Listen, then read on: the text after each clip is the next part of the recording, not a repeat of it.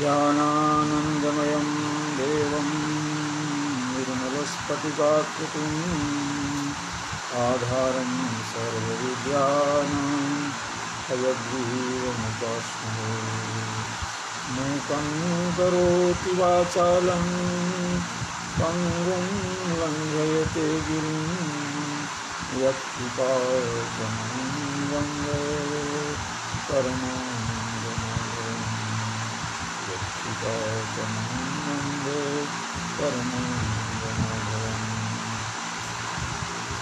संस्कृतं भारतम् इत्यस्मिन् आमुखपटले समवेतानां शास्त्रे विशेषतः व्याकरणशास्त्रे निष्ठावतां भवतीनां जिज्ञासूनां छात्राणां च स्वागतम् अभिनन्दनं च व्याहरामि।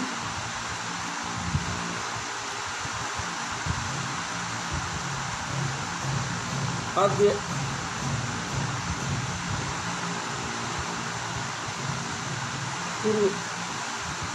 पूर्वदिनेषु यथा सिद्धान्तकौमुद्याः समासप्रकरणम् अधिकृत्य अस्माभिः स्वाध्यायः विधीयते तथैव अद्यापि समासप्रकरणमेव अधिकृत्य स्वाध्यायं कर्तुं प्रवृत्तोन्मुखोऽस्मि। मित्रों, कल हम लोग समास प्रकरण के पारे मध्य षष्ठ्या वा इस सूत्र तक अपनी स्वाध्याय यात्रा को पहुंचा सके थे। इसी सूत्र पर विचार करने के पश्चात समय पूरा हो जाने के कारण हम लोग यहीं विराम कर लिए थे। आगे हम संख्या वंशेन इत्यादि सूत्रों को लेकर इन्हें विषय बनाकर अपना स्वाध्याय प्रारंभ करेंगे। तो आए संख्या वंशेन, इस सूत्र में दो पद हैं। ये संख्या प्रथमांत पद है और वंशेन तृतीयांत पद है। इस सूत्र में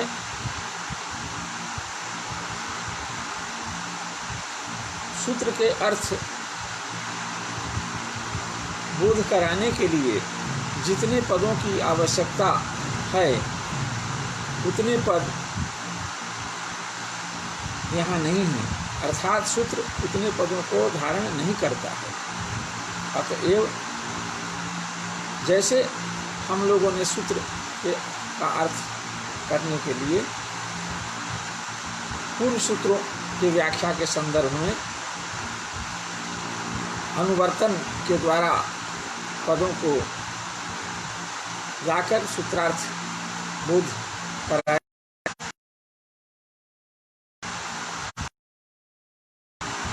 सबसे पहले तो ये विभाषा का, महाविभाषा का अधिकार है, अव्ययभावः का भी अधिकार है, समासः का भी अधिकार है। ये तीन तो पद तो अधिकार के द्वारा ही प्राप्त होते हैं। चौथा पद है सुप और सह और सुपा, ये तीन पद और हैं। सुपा तृतीयांत है, यहाँ भी वंशेन तृतीयांत है। दोनों समानाधिकरण है, समान विभक्त्यंत है।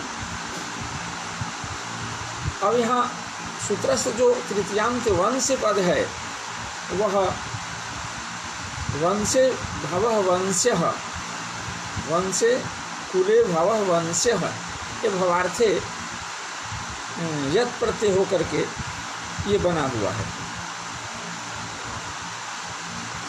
तो इस तरह से,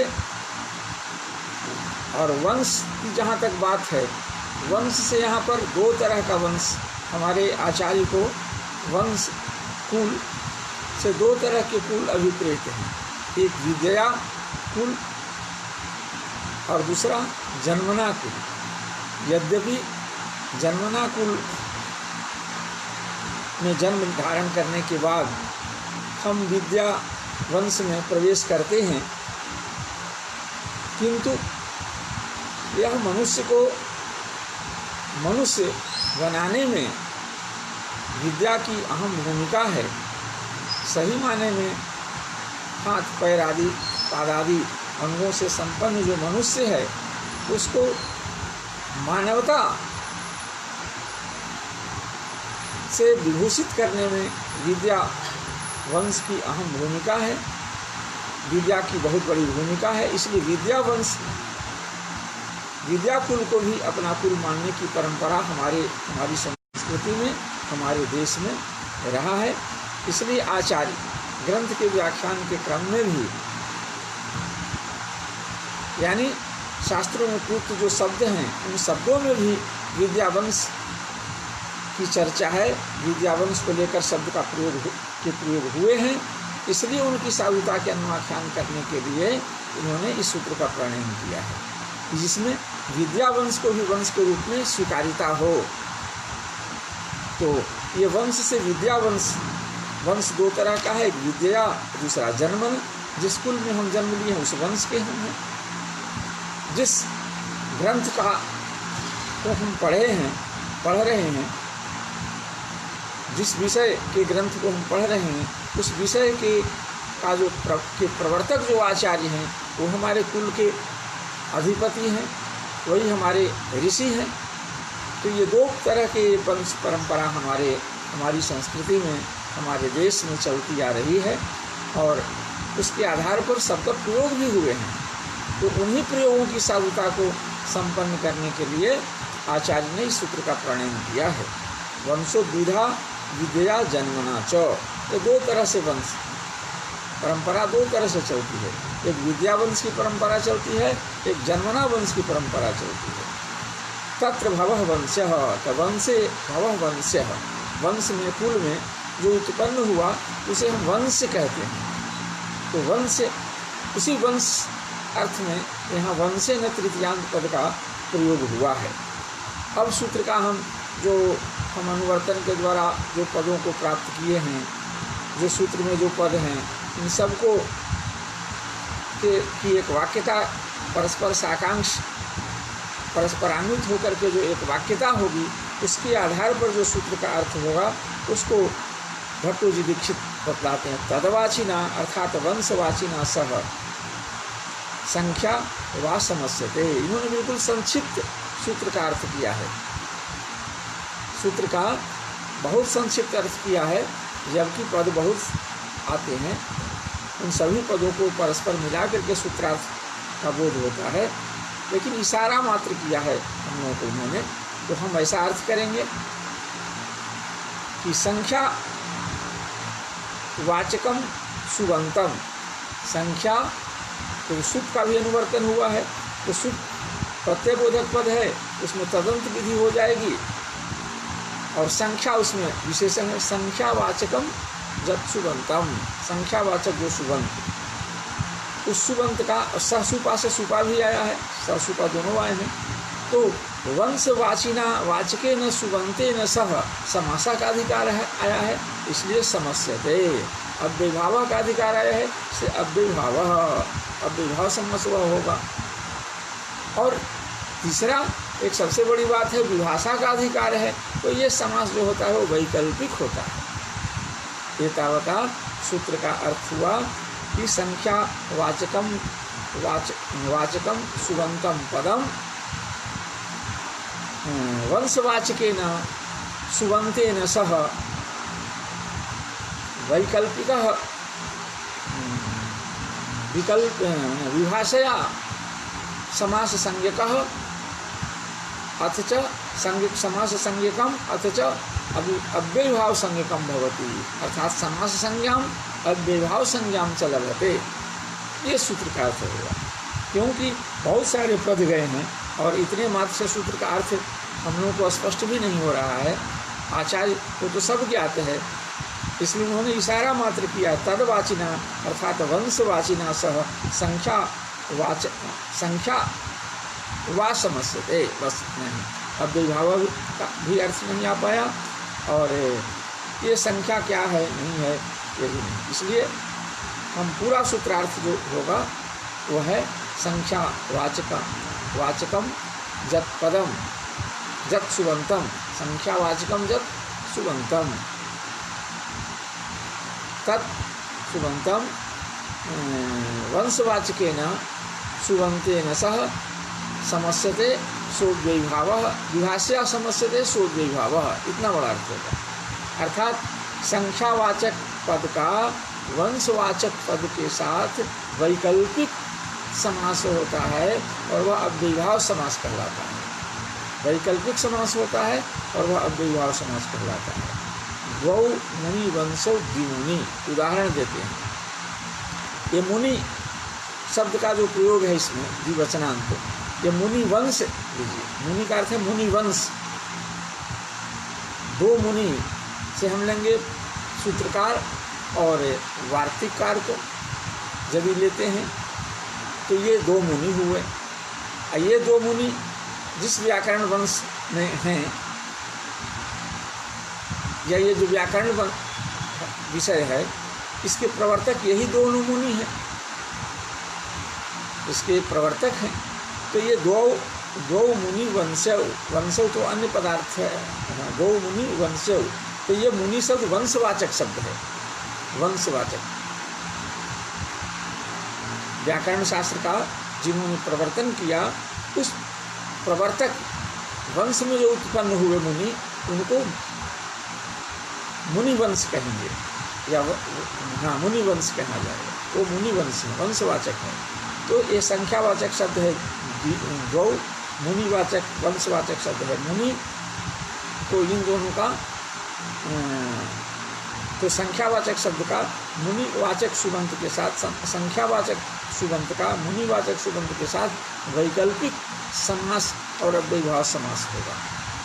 वैकल्पिक अब समास होने पर प्रातिपदिक संज्ञा होगी, विभक्ति का लुक हो जाएगा। अब उपसर्जन संज्ञा, उपसर्जन संज्ञा विधायक सूत्र है प्रथमान निर्दिष्टम समास उपसर्जनम।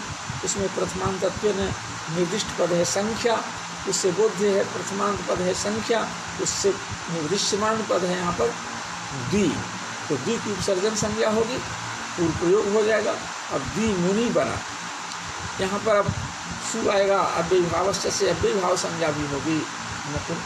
तो अव्ययीभाव संज्ञा होने पर अव्ययादाप प्रातिपदिक संज्ञा सु आएगा, सु का अव्ययादाप सुपर से लुक हो जाएगा। तो द्विमुनि ऐसा होगा। व्याकरण से त्रिमुनि, इस तरह से त्रिमुनि शब्द होगा। त्रयः मुनयः वंश्यः, मुनयः भी वंश्यः का वाचक है, वंशवाची है। त्रयः मुनयः अर्थात वंश्यः, तीन जो वंश हैं, जिस कुल में, जिस विद्याकुल में तीन वंश हैं, वो विद्याकुल कौन है? व्याकरण का विद्याकुल है। उसमें तीन वंश हैं, तीन मुनि हैं। वो कौन है? पाणिनि, कात्यायन और पतंजलि, उन्हीं के लिए कहा जा रहा है। तो ये त्रयः वंश्यः, त्रयः वंश्यः ऐसा यस्मिन्, ये तीन मुनि हैं जिस वंश में, उसको त्रिमुनि वंश कहते हैं। तो ये तीन मुनि हैं पाणिनि, कात्यायन और पतंजलि। अब यहाँ समास पर चले तो त्रयः मुनयः, ये है यस्मिन्, ये लौकिक विग्रह वाक्य है। अलौकिक विग्रह वाक्य होगा त्रिजस मुनिजस। अलौकिक विग्रह वाक्य में संख्यावाचक सुबंत है त्रिजस, उसका वंशवाचक सुबंत मुनिजस के साथ वैकल्पिक समास, अव्ययीभाव समास। अब समास होने से इसकी प्रातिपदिक संज्ञा, प्रातिपदिका वैश्विक दोनों जस का, त्रि से जो त्रि के बाद जो जस है उसका और मुनि के बाद जस है उसका, दोनों का लुक हो जाएगा। अब त्रिमुनि हुआ। अब सूत्र में प्रथमांत पद है संख्या, उसके द्वारा निर्देशमान पद है यहाँ त्रि, उसकी उपसर्जन संज्ञा होगी, उसका पूर्व प्रयोग हो जाएगा। तो त्रिमुनि। अब प्रातिपदिक पहले से यह है, समास होने के कारण प्रातिपदिक है, तो उस प्रातिपदिकत्व को लेकर के हम सुविभक्ति लाएंगे, सु का अव्याद आप सुपर से लुक हो जाएगा। अदंत विभाव नहीं होने से ये नहीं हुआ, क्या कहते हैं यहाँ, अब लुक का निषेध और अमादेश नहीं हुआ, सीधे लुक का निषेध हो गया। तो त्रिमुनि एक व्याकरणस्य, त्रिमुनि व्याकरणम भी लोग कहते हैं, क्यों? ये तो समानाधिकरण नहीं ना हुआ। तीन मुनि हो जिस वंश में, जिस कुल में, जिस शास्त्र कुल में तीन मुनि हो, उसके लिए त्रिमुनि शब्द का प्रयोग हुआ है। त्रिमुनि हुए हों उस शास्त्र, उसके लिए कहा जा रहा है। तो यहाँ पर कहा कि तो दोनों में त्रिमुनि और व्याकरण में समानाधिकरण नहीं बना, तो कहा कि विद्या तद्वताम अभेद विवक्षायाम त्रिमुनि व्याकरणम। विद्या है व्याकरण और विद्यावान है ये त्रिमुनि। विद्या से व्याकरण विद्या से संपन्न है पाणिनि, कात्यायन और पतंजलि, और विद्या और विद्यावान में ये अभेद विवक्षा होती है। इसलिए त्रिमुनि शब्द यद्यपि वंशवाची है, लेकिन हम वो वंश क्या है, व्याकरण विद्या से संपन्न है, इसलिए व्याकरण और उस वंश में अभेद विवक्षा करके समानाधिकरण बनाकर त्रिमुनि ये प्रथमांत पद ऐसा हुआ। पहले तो व्याकरण से त्रिमुनि, व्याकरण जो विषय है, शास्त्र है, उसमें उस कुल में तीन मुनि उत्पन्न हुए, एक पाणिनि, दूसरे कात्यायन, तीसरे पतंजलि। पहले तो ठीक है, लेकिन दूसरी बार जो त्रिमुनि व्याकरणम है, इसका जो समानाधिकरण कैसे बनेगा? तो कहा कि विद्या तद्वताम अभेद विवक्षायाम। विद्या और विद्या से संपन्न जो व्यक्ति हैं, इन दोनों में अभेद विवक्षा है। अभेद विवक्षा होने से व्याकरण के लिए भी त्रिमुनि शब्द का व्यवहार होगा। क्यों कि ये त्रिमुनि है और व्याकरण विद्या से संपन्न है, माने व्याकरण ही है, तो व्याकरण रूप ही है, ऐसा है। इस तरह से तो विद्या वंश की बात हुई, तो उदाहरण हुए। अब जन्मना जो वंश है उसका उदाहरण देखा जाए। एक विंशति भारद्वाजम, भरद्वाज एक ऋषि हुए हैं, उनसे एक कुल का प्रवर्तन हुआ, एक वंश का प्रवर्तन हुआ। अब उस वंश में जो उत्पन्न हुए वो सबको भारद्वाज कहा जाता है। भारद्वाज वंश में कुल के प्रवर्तक ऋषि हुए, उस कुल में जो जन्म लिए वो सबको भारद्वाज कहा जाता है। इसलिए ये भारद्वाज शब्द है वंशवाची शब्द है। भारद्वाज शब्द वंशवाची शब्द है, इसलिए एक विंशति। अब यहाँ पर क्या होगा? एक विंशति भारद्वाजाः, एक विंशति भारद्वाजाः यस्मिन् कुले, जिस कुल में एक विंशति वंश हैं, माने 21 वंश हैं। भारद्वाज एक ऋषि हैं, उनके द्वारा उनसे कुल का प्रवर्तन हुआ। उस कुल में यदि 21 लोग हैं तो उनके लिए एक विंशति भारद्वाजम प्रयोग होता है, हुआ है शास्त्रों में। इसलिए उसकी उत्पत्ति बताई जा रही है कि एक विंशति भारद्वाजा है, लौकिक विग्रह हुआ, और एक विंशति सूर और भारद्वाज जस, ये अलौकिक विग्रह हुआ। अब संख्यावाचक जो सुबंत है वो एक विंशति सु है, उसका वंशवाचक सुबंत के साथ वैकल्पिक के समास संज्ञा और तब अव्ययभाव संज्ञा होगी। तो जब समास संज्ञा होगी तो प्रातिपदिक संज्ञा भी होगी, विभक्ति का लुक हो जाएगा।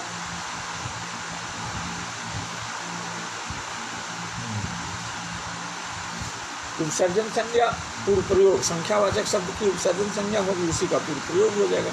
तो एक विंशति भारद्वाज हुआ, पुनः प्रातिपदिक है ही समासंज्ञक वाक्य, और उसे वही विकृत होकर के एक विंशति भारद्वाज के रूप में है। इसकी उपसर्जन संज्ञा उससे पुनः सु लाएंगे, सु का अव्याद आप सुपर से लुक प्राप्त था, उसको नाम व्यभावात्मक पंचम से निषेध कर और सु के पंचमी भिन्न विभक्तियों में सुप के विभक्तियों के स्थान पर अम आदेश हो जाएगा। यहाँ पंचमी भिन्न प्रथमा विभक्ति है, सु के स्थान में अम आदेश कर देंगे तो 21 भारद्वाजम ऐसा प्रयोग है।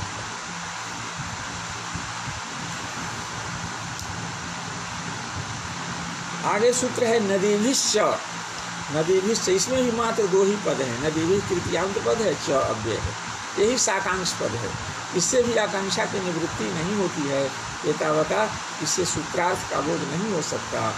तो पूर्व सूत्रों की तरह यहाँ भी हम सूत्रांतर से सूत्र के अर्थ बोध करने के लिए जितने पदों की अपेक्षा है उतने पदों का हम अनुवर्तन करेंगे संदर्भ बस।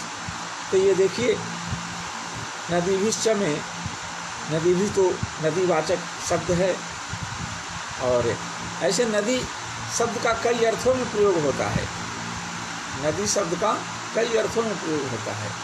एक तो शास्त्रीय प्रयोग भी है, युस्त्र्याक्षौ नदी, ये व्याकरण शास्त्र का अपना भी नदी शब्द है। जैसे घी शब्द है, टी शब्द है, इसी तरह से एक नदी शब्द भी उनके यहाँ है जो उनके शास्त्र में प्रयोग हमारे शास्त्र में प्रयोग हुआ है, वह भी एक नदी शब्द है। एक नदी नकार आकार दकार इकार से विशिष्ट जो अनुपूर्वी है, यह भी नदी शब्द है। यह भी नदी शब्द का अपना स्वरूप का बोधक अपना अर्थ है। और नदी से नदीवाचक शब्द, नदी से नदियों के वाचक शब्द, ये भी नदी शब्द से लिए जा सकते हैं।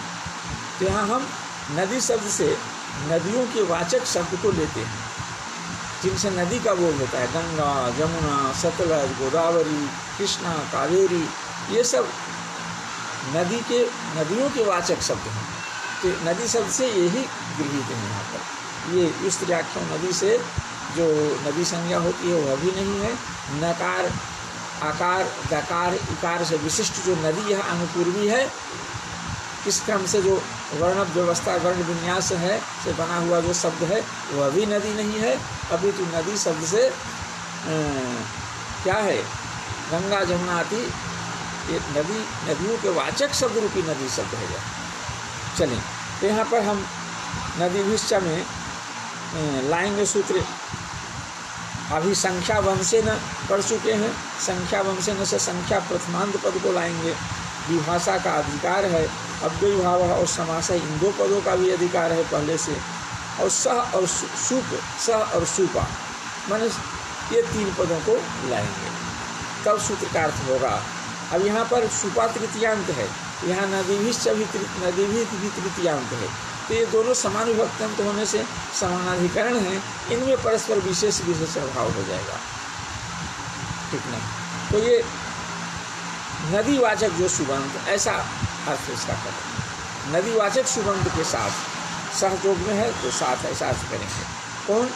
तो संख्यावाचक सुबंत, संख्या आया है, संख्यावाचक सुबंत का नदीवाचक सुबंत के साथ वैकल्पिक समास संज्ञा होती है, और वह अव्ययभाव संज्ञा भी उसकी होती है। मानो वह समास भी कहलाता है और अव्ययभाव भी कहलाता है। उसे समास भी कहेंगे और अव्ययभाव, उसमें समासत्व भी है और समासत्व व्याप्ति अव्ययभावत्व भी, दोनों धर्म हैं। नदी भी सह संख्या प्रागवत माने नदीवाचक सुबंत के साथ संख्यावाचक सुबंत का वैकल्पिक समास संज्ञा और अव्ययभाव संज्ञा होती है। लेकिन यह जो समास है नदीभिश्च सूत्र से होने वाला जो समास है, इस समास की प्रवृत्ति अर्थात इस समास विधायक सूत्र के द्वारा जो समास होता है वह कब होता है? समाहारे चायम इष्यते, जहाँ समासार्थ कोई समाहार हो, कोई समुदाय हो। समस्त पद का अर्थ कोई समुदाय होना चाहिए, कोई समाहार होना चाहिए, तभी होगा। समाहारे चायम इष्यते, अयम समासः, अयम अर्थात नदीभिश्च इति सूत्रेण विधीयमानः समासः समाहारे एव इष्यते, समाहार में ही यह अभिष्ट है।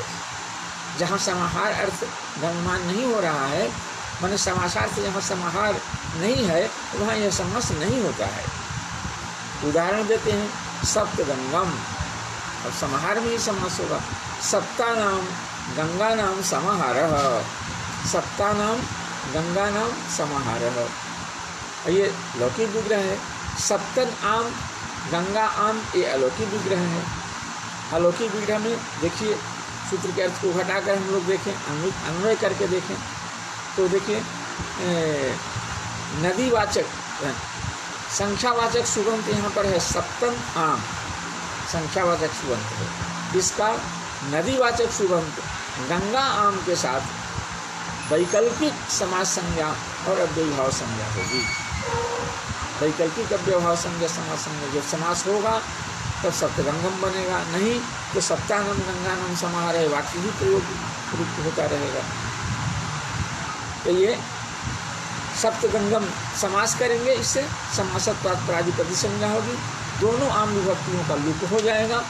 अब सप्तन है इधर गंगा है, अब सप्तन पद का पूर्व प्रयोग भी होगा, क्योंकि सूत्र में जो प्रथमांत पद है जो आवृत्ति के द्वारा अनुवर्तन के द्वारा लब्ध है वह है सुप पद, प्रथमांत पद।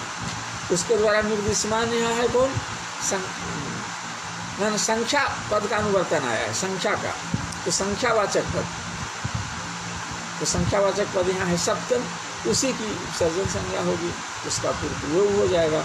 तो सप्तन गंगा ऐसा है। अब न लोग प्रातिपदिक अंत से नकार का लोप कर देंगे, सप्त गंगा है। अब गोष्ठी और उपसर्जनस्य से ह्रस्व कर देंगे, गंगा आ के जगह पर ह्रस्व होगा, क्या होगा?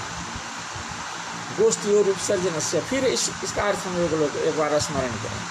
गोष्ठी और उपसर्जनस्य, उपसर्जनम जो गो शब्द है, उपसर्जन माने गौण हो गया है, समास आदि वृत्ति के प्रभाव से जिसका अर्थ गौण हो गया है, अप्रधान हो गया है, ऐसा जो गो शब्द अथवा स्त्रीवाचक शब्द, तदंत जो शब्द प्रादिपदिक वह है अंत में जिसके ऐसा जो प्रादिपदिक, उसको नपुंसक प्रादिपदिक उसको ह्रस्व होता है। कहाँ भी अव्ययभाव से इसकी नपुंसक संज्ञा भी हुई है, इसलिए नपुंसक प्रादिपदिक है सप्त गंगा।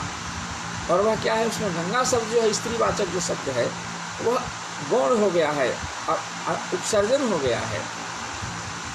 और वह कैसा है? जिस प्रादिपदिक के अंत में है, तो सप्त गंगा प्रादिपदिक है एक, इसके अंत्यावय है, इसलिए इस प्रादिपदिक को ह्रस्व हो जाएगा, माने आ की जगह पर ह्रस्व, अलुंत से आ की जगह पर ह्रस्व होगा। संपूर्ण प्रादिपदिक को ह्रस्व नहीं होगा, आ की जगह पर अलुंत से परिभाषा लग जाएगी, तो आ की जगह पर माने अलुंत से परिभाषा भी लगेगी इसमें, और अचः भी आ जाएगा। ह्रस्व विकृत शब्द यत्राज विधीयते तत्र अचः इति षष्ठ्यंतम पदम उपतिष्ठते, अचः भी यहाँ उपस्थित होगा, तब सूत्र का अर्थ होगा उपसर्जनम जो गो शब्द है, उपसर्जनम जह स्त्री प्रत्यांत शब्द है ना, तदंतम जत प्रादिपदिकम तस्य अचः अंत्यस्य अचः स्थाने अलः स्थाने अंत्यस्य अचभूत अलः स्थाने अचस्वरूप अलः स्थाने ह्रस्वादेश भवति। तो ह्रस्व सदृशम ह्रस्व होगा, आ के जगह पर ह्रस्व और ही हो सकता है। क्यों? उच्चारण स्थान जो ह्रस्व जो स्वर हैं अच हैं उसमें सदृशम आकार ही है, इसलिए आ की जगह पर अ हो जाएगा, तो सप्त गंग बना। अब सु आएगा, सु का अव्याधाप सुपा से लुक प्राप्त है, नाव्य विभावत अत्यंत पंचम्या से निषेध, और सु के पंचमी विभक्ति से भिन्न विभक्तियों के स्थान में समादेश हो जाता है, तो सप्तगंगम बनता है। इस तरह से द्वियमुनम द्वयोः यमुनयोः समाहारः, द्वयोः यमुनयोः समाहारः, ये लौकिक विग्रह वाक्य है। और अलौकिक विग्रह वाक्य क्या है? तो द्विओस और यमुना ओस, ये अलौकिक विग्रह वाक्य है।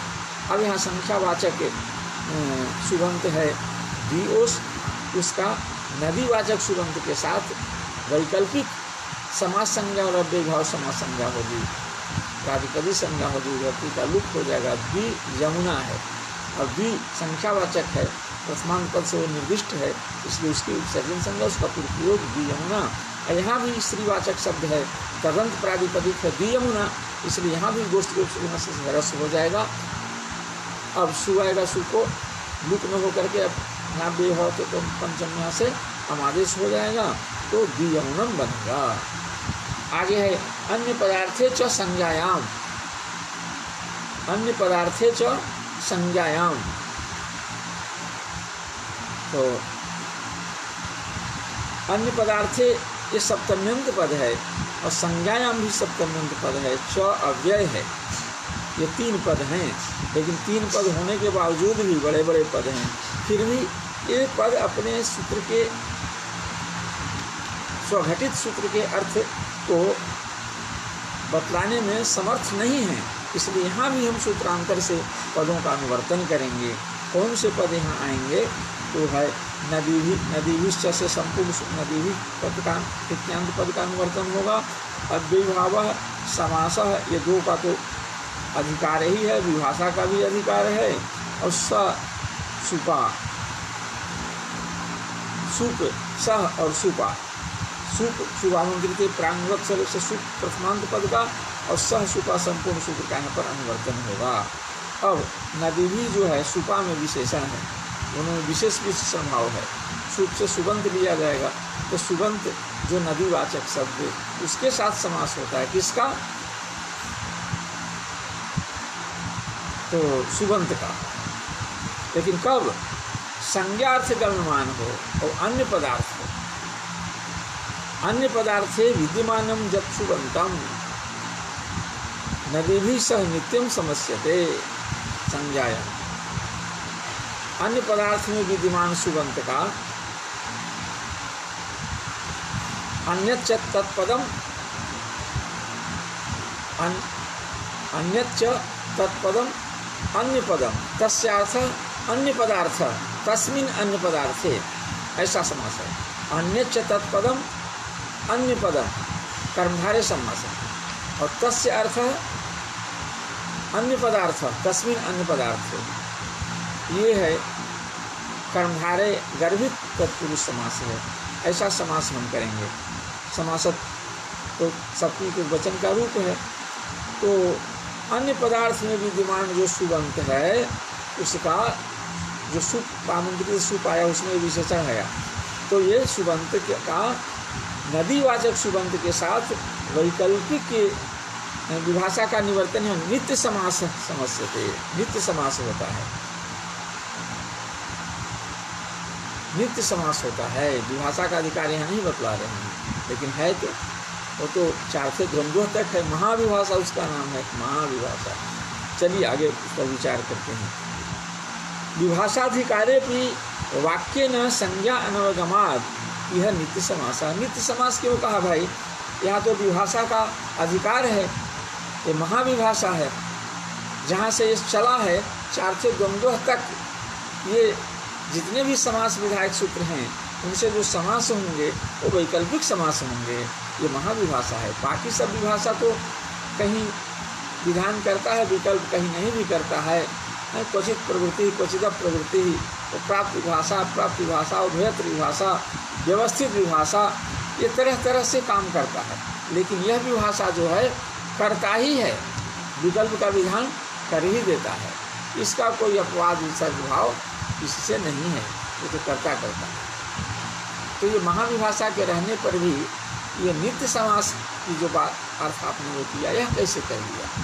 उस पर ये पंक्ति भट्टोजी दीक्षित लिखते हैं कि विभाषाधिकारेपि वाक्य न संज्ञा अनवगमात्। यदि आप वैकल्पिक समास यहाँ करते हैं विभाषाधिकार के प्रभाव से, तो समास हो गया, ठीक है, वह एक संज्ञा बन गया, किसी का नाम बन गया, मान लिया किसी की वो संज्ञा हो गई, हो गया वह सब। लेकिन विकल्प समासाभाव पक्ष में वाक्य रहेगा, तो वाक्य से तो संज्ञा का अवगम होता नहीं है। वाक्य किसी की संज्ञा नहीं हुआ करती। किसी के लिए किसी वाक्य का प्रयोग नाम के रूप में नहीं होता देखा गया आज तक।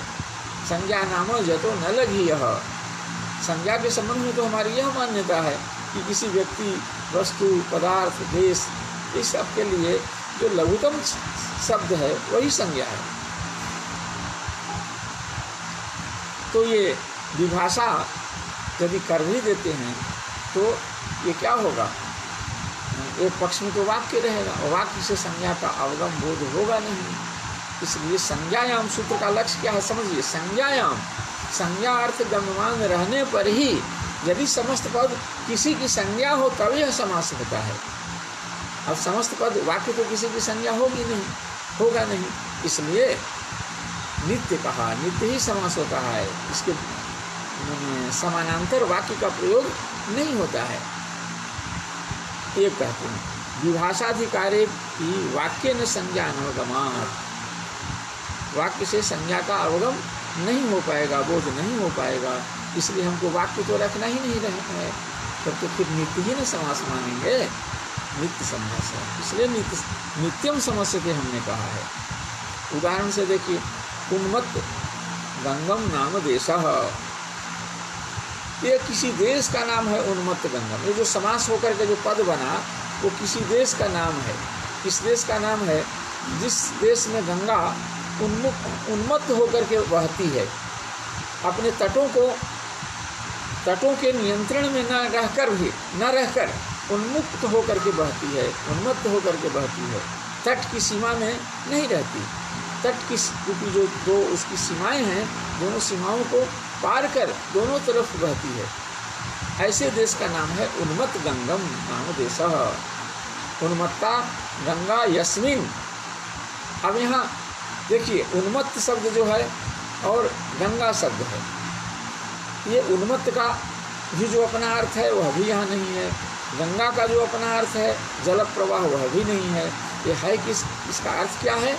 समास जो समस्त पद है तो देश विशेष का नाम है वह, इसलिए अन्य पदार्थ में वह विद्यमान है, ठीक ना। तो उन अन्य पदार्थ में विद्यमान जो पद हैं उनका क्या होता है? नित्य समास होता है। सुबंत का नदीवाचक सुबंत के साथ नित्य समास होता है। और समास होगा तो समासत्व प्राधिपदी संज्ञा होगी, विभक्ति का लुक हो जाएगा। अब उपसर्जन संज्ञा होगी, तो उपसर्जन संज्ञा किसकी होगी? यहाँ पर नदीवाचक शब्द की नहीं होगी, क्योंकि नदी भी जो आया उसमें तृतीया विभक्ति है, ठीक ना। अब यहाँ पर फिर दूसरा कौन शब्द है? सुबंत, सुप भी आया है, सुप भी आया है। तो अन्य पदार्थ में विद्यमान जो सुबंत है, सुबंत सुप ही का है प्रथमांत पद है, इसके द्वारा निर्देशमान यहाँ पर उन्मत्त है, इसकी उपसर्जन संज्ञा होगी, इसी का प्रयोग होगा। तो उन्मत्त गंगा हुआ। अब गोष्ठी उपसर्जन से इसको ह्रस्व करेंगे, फिर सु लाएंगे, सु को लुक प्राप्त है, इसका निषेध करके अमादेश करेंगे तो उन्मत्त गंगम, ऐसा। ये किसी देश की संज्ञा है, नाम है, इसीलिए नाम का बोध वाक्य के द्वारा नहीं होता है, इसलिए इसके विपक्ष में पक्ष में वाक्य का प्रयोग नहीं हो सकेगा। वाक्य प्रयोग होने पर ये वाक्य माने विग्रह वाक्य रहेगा। तो विग्रह वाक्य तो समासार्थ को ही देता है, जो समासार्थ का बोध करा सके वही विग्रह वाक्य है। यदि वह समासार्थ का बोध वाक्य के द्वारा हो जाता है तो संज्ञा का बोध करा दिया, संज्ञा का बोध करा दिया, तो यह भी संज्ञा हो जाएगी, लेकिन ऐसी संज्ञा होती नहीं है, इसलिए तो प्रयोग वाक्य का प्रयोग नहीं होगा। इस तरह से लोहित गंगा, लोहिता गंगा यस्मिन देशे, जिस देश में नदियाँ लाल, नदियों का प्रवाह लाल दिखाई पड़ता है, उस देश के लिए हम लोहित गंगम कहते हैं। लोहिता गंगा यस्मिन देशे, यहाँ भी अन्य पदार्थ में विद्यमान जो सुबंत है उसका नदीवाचक सुबंत के साथ समास नित्य समास संज्ञा, उपसर्जन और विभाव समास संज्ञा, उपसर्जन प्राधिपदी संज्ञा, विभक्ति का लुक, उपसर्जन संज्ञा प्रयोग करके और फिर ह्रस्व करके लोहित गंग बना। अब सु आया, सु को हम करके लोहित गंगम बना लिया हमने। अब ये जो समास विधान है, हम अब इसे अव्ययभाव, खास करके अव्ययभाव समास टिकना। समासत्व व्याप्य जो अव्ययीभावत्व है, अव्ययीभावत्व धर्मवान जो समास हैं जिन सूत्रों के द्वारा होते हैं, उन सूत्रों को हम लोगों ने अपने स्वाध्याय का विषय बनाया और उसमें हमें पूर्णता भी मिल गई। हमने पूरे स्वाध्याय को पूरा कर लिया। अब अव्ययीभाव समास विधायक कोई सूत्र अवशिष्ट नहीं रहा। अब अव्ययीभाव समास में समासांत जो प्रत्यय हैं, जो समास के ही अंतर्गत माने जाते, समसमान पदों समासावयव ही माने जाते हैं, उन प्रत्ययों के संबंध में चर्चा होगी। कौन कौन प्रत्यय हैं और कब कब होते हैं, कैसे कैसे होते हैं, उनका निमित्त नैमित्तिक भाव इस सब पर विचार होगा। तो उसमें पहला है ये समा है क्या, ये प्रत्यय है समासांत एक प्रत्यय है। समासांत, समासांत का क्या अर्थ है? यहाँ पर ये प्रथमांत पद है और बहुवचनांत है। समासांतः अधिकार सूत्र ही है। यहाँ से यह है पंचम अध्याय के चतुर्थ पाद का 68वां सूत्र है। अब पंचम अध्याय के चतुर्थ पाद के 68वां सूत्र से इसका अधिकार इसके बाद वाले सूत्र से प्रारंभ होता है। तो सब जगह वो समासांतः समासांतः समासांतः ऐसा जा करके उस सूत्र के वाक्य के अर्थ को संस्कृत करेगा, संस्कार युक्त बनाएगा, लक्ष्य में प्रवेश योग्य बना देगा। इसकी अहम भूमिका होगी, इसलिए अधिकार सूत्र है। आगे ये समासांत प्रत्यय हैं क्या, इस पर विचार हो। अब यहाँ समास पद जो है और अंत पद, दो पदों के मेल से समासांत पद बना है। समास और अंत ये दोनों के मेल से समासांत शब्द बना है। अब समास से हम क्या लेते हैं यहाँ, तो समास से हम अलौकिक विग्रह वाक्य को लेते हैं। समास से हम अलौकिक विग्रह वाक्य को लेते हैं, जिस स्थिति में हम समास की प्रवृत्ति होती है। क्यों कि समास अलौकिक विग्रह की स्थिति में जो ही गया तो वह एकार्थी भाव को लेकर चल रहा है। अलग अलग पदों में जो अलग अलग शक्तियाँ हैं, उनके द्वारा अलग अलग वो अर्थों की उपस्थिति होती है। ये सबको सब अपना अपना अर्थ को या तो छोड़ दिया, या तो गौण कर दिया, या तो भूल ही गया, और फिर विशिष्ट अर्थ, समुदाय का जो एक विशिष्ट अर्थ आबोधन कराने में वो वाक्य प्रवृत्त हो जाता है। तो उसी समय, जिस समय उस स्थिति आई उसके अंदर, उसी समय वह समास हो गया एक ढंग से, वो समास ही माना जाएगा। इसलिए कहते हैं कि समास पदम अलौकिक विग्रह वाक्य परम, ये टीकाकार कहते हैं। तो ये अलौकिक विग्रह वाक्य को ही समास शब्द से यहाँ पर कहा गया है। और उसका जो अंत्यावय बनेगा उसको हम समासांत प्रत्यय कहेंगे। समासांत प्रत्यय अलौकिक विग्रह वाक्य काल में ही वह विद्यमान रहेगा, उसको हम समासांत प्रत्यय कहेंगे। आइए, अव्ययीभावे शरद प्रभृतिभ्यः एक सूत्र है, समासांत प्रत्यय विधायक सूत्र है। अव्ययीभावे सप्तम्यंत पद है, शरद प्रभृतिभ्यः ये पंचम्यंत पद है। अब राजा सखीभ्यश्च से यहाँ टच पद का अनुवर्तन होता है और समासांतः का अधिकार ही है। तब सूत्र का अर्थ होगा कि शरद शरद प्रभृति, प्रभृति शब्द आद्यर्थक है, माने शरद प्रभृति से शरद आदि से टच प्रत्यय होता है। कदा समासांत टच प्रत्यय होता है, वह समासांत होगा। जो टच प्रत्यय होगा वह समासांत माना जाएगा।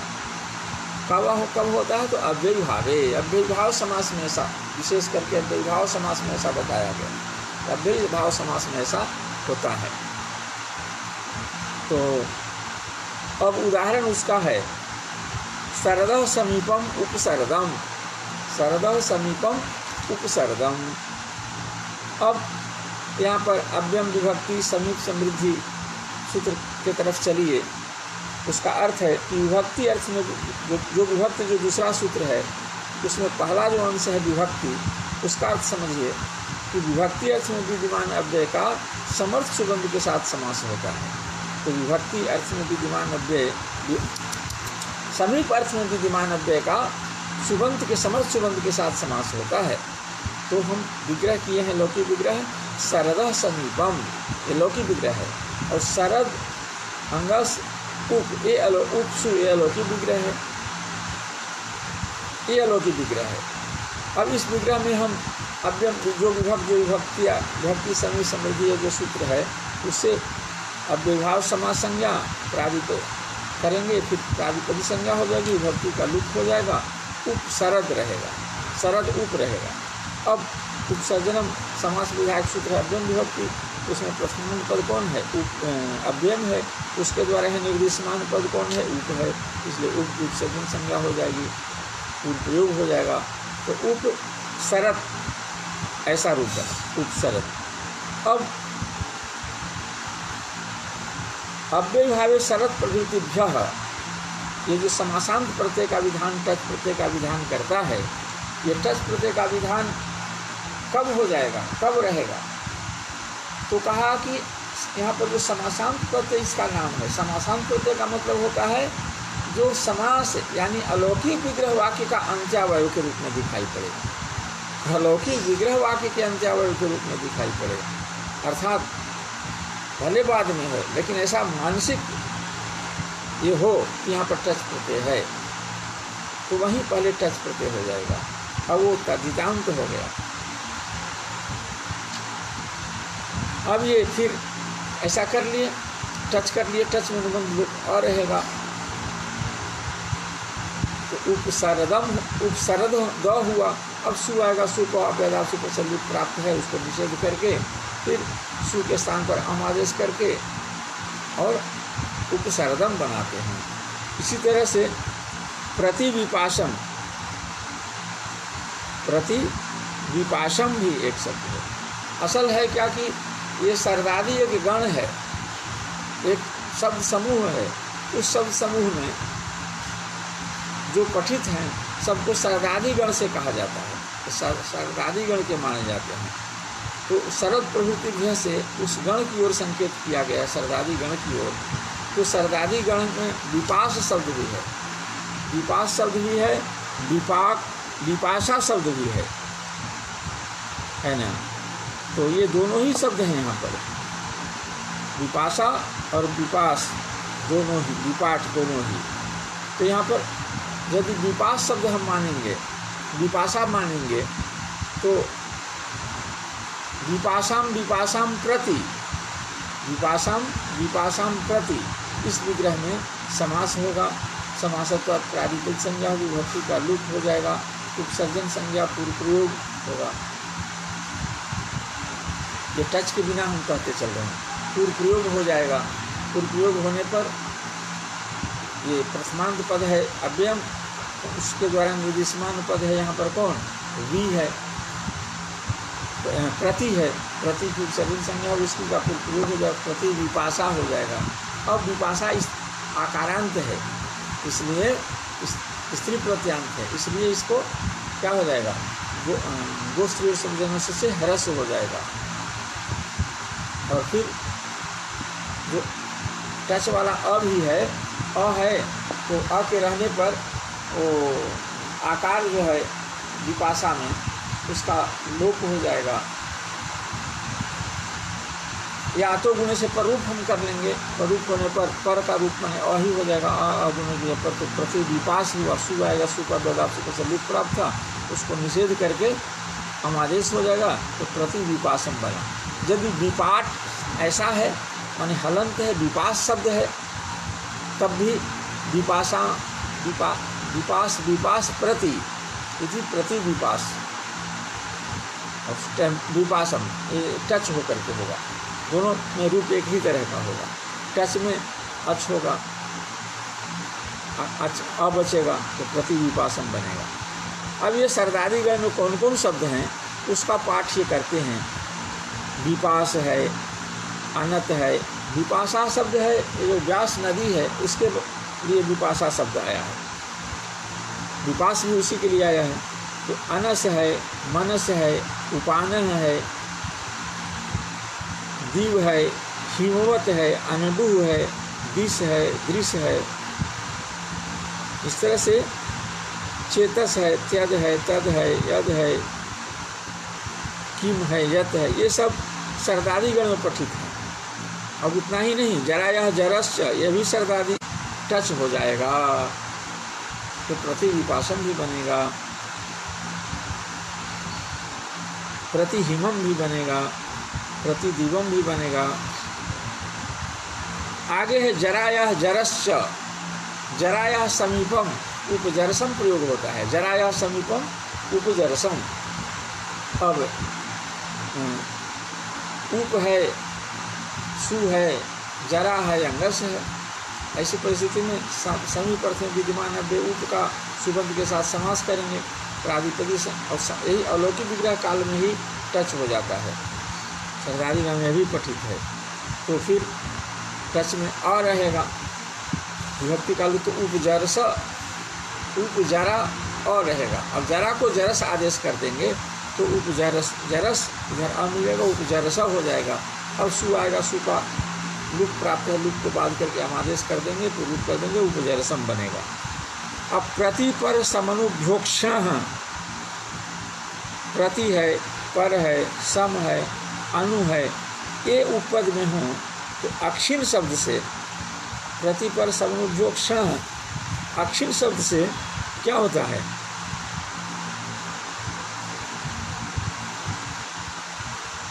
ये गण सूत्र है, इसको भी गण पाठ मानिए इस गण में, सरदादी गण में, और पाठ मान करके जो सरदादी गण के कार्य होता था वो इसके साथ भी, यानी टच इसके साथ, इसके जोग में भी टच हो, ये कह रहे हैं। तो यहाँ पर प्रत्यक्षम, प्रति का उदाहरण दे रहे हैं, अक्ष है, प्रत्यक्षम, अक्षण परम, प्रत्यक्षम बना रहे हैं, प्रत्यक्षम, प्रत्यक्षम में यहाँ पर अक्षिण शब्द है, प्रति उपसर्ग है, और इनके जोग में बना है प्रत्यक्षम।